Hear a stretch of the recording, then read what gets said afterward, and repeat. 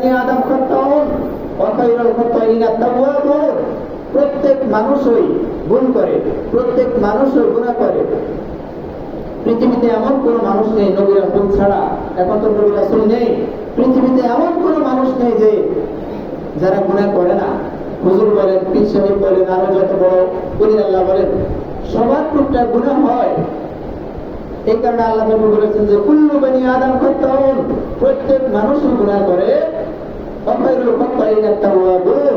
তবে গুনাহগারদের মধ্যে আল্লাহ তাআলার নিকট ওই ব্যক্তি প্রিয় যে ব্যক্তি গুনাহ করার পর আবার তাওবা করে।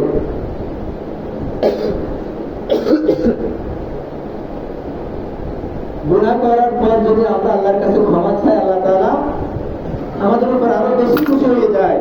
এই কারণে আমরা গুনাহ করি, গুনাহ থেকে বেঁচে থাকার চেষ্টা করব। আর গুনাহ হয়ে গেলে সাথে সাথে আমরা তাওবা করব, সাথে সাথে আমরা ইস্তিগফার করব। আল্লাহ তাআলা আমাদেরকে এই আমল আমাদের জীবনে করার তৌফিক দান করুন। আমিন।